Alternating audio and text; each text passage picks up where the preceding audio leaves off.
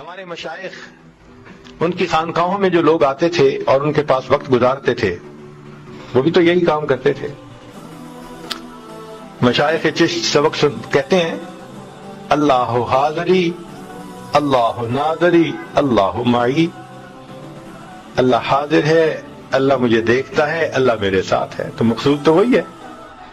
تو یہ جو سبق سکھائے گئے ان کا بنیادی مقصد کیا تھا کہ دل میں اللہ تعالیٰ کے استحضار کو پیدا کر دینا.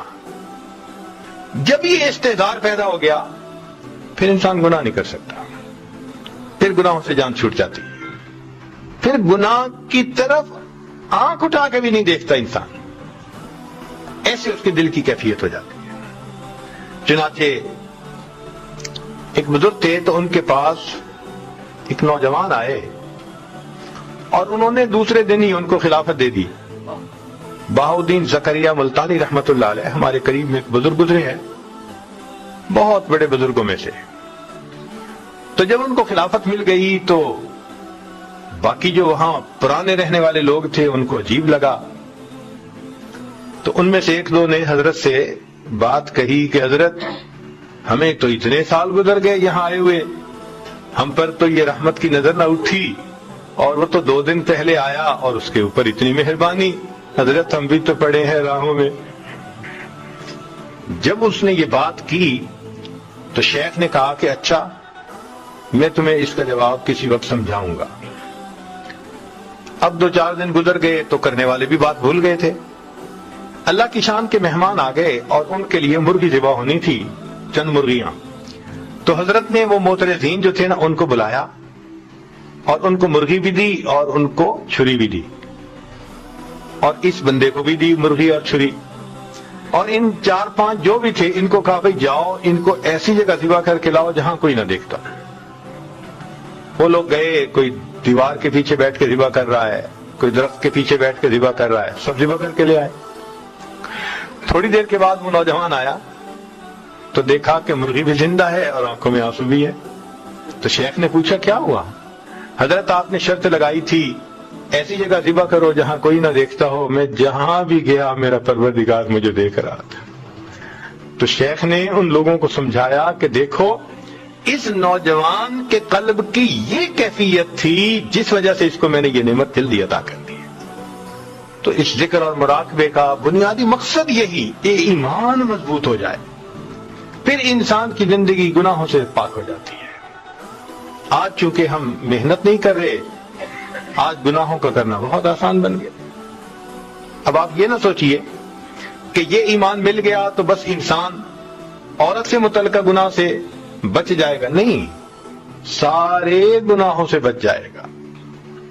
ہر گناہ سے نہ دھوکہ دے گا، نہ جھوٹ بولے گا، نہ کسی کا برا سوچے گا، اس لیے کہ اس کو پتا ہوگا کہ جو میں سوچ رہا ہوں، جو میں کر رہا ہوں، میرا رب مجھے دیکھتا بھی ہے اور جانتا بھی ہے.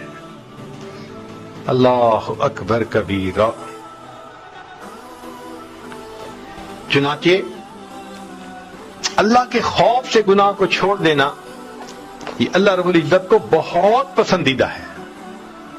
اور یہ احساس دل میں ہونا کہ مجھے قیامت کے دن جواب دہ ہونا پڑے گا، انسان پھر کوئی ایسا کام نہیں کرتا. کتابوں میں لکھا ہے کہ امیر شاہ ایک علاقے کا بادشاہ گزرا ہے، اس نے تفریح کا پروگرام بنایا کہ میں جنگل میں جاتا ہوں اور شکار کھیلوں گا.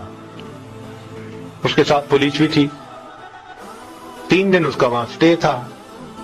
اب پولیس والوں کو ایک گائے وہاں نظر آئی جو چر رہی تھی، تو انہوں نے دل میں سوچا کہ بھائی کوئی اس کا مالک تو قریب نظر نہیں آتا، تو یہ شاید بغیر مالک والی گائے ہے. انہوں نے اس کو ذبح کر لیا پکڑ کے اور اس کو گوشت بھون کے کھا لیا.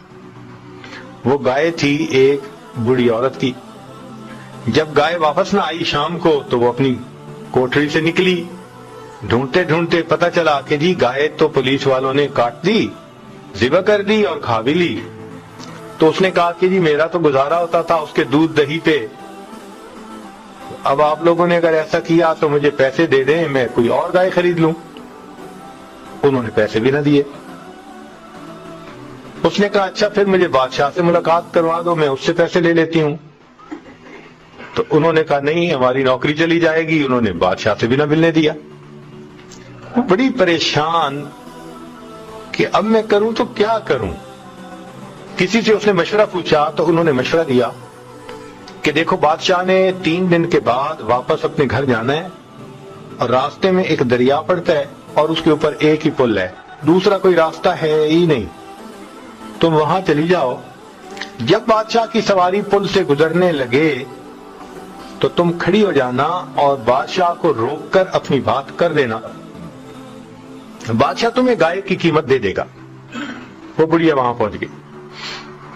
اب تیسرے دن جب امیر شاہ اس جگہ پر آیا, اللہ اکبر, تو پل سے گزر رہا تھا, بڑھیا اٹھی اور اس نے اس کے گھوڑے کی لگام کو پکڑ لیا, کھڑا کر لیا. تو امیر شاہ نے پوچھا اماں کیوں میری سواری کو کھڑا کیا؟ تو اس پر اس بڑھیا نے کہا کہ امیر شاہ میرا اور تیرا ایک معاملہ ہے, میرا اور تیرا ایک معاملہ ہے, یہ پوچھ رہی ہوں کہ اس پل پہ فیصلہ کرنا چاہتا ہے یا قیامت کے دن پل صراط پہ فیصلہ کرنا چاہتا ہے. کہتے ہیں جب بڑھیا نے یہ بات کی امیر شاہ کانپ گیا, نیچے اترا. اماں کیا بات ہے؟ اس نے پورا واقعہ سنایا. امیر شاہ نے 7 گایوں کی قیمت دی اور دیکھے کہا اماں اسی پل پہ معاف کر دینا, پل صراط پہ میں جواب دینے کے قابل نہیں. تو جس بندے کے دل میں یہ ایمان مضبوط ہوگا وہ کیوں دھوکہ دے گا کسی کو؟ تو اس ایمان کی مضبوطی کا اثر پوری زندگی میں آتا ہے, کسی ایک چیز میں نہیں آتا, ہر کام میں یہی کیفیت ہوتی ہے اس کی.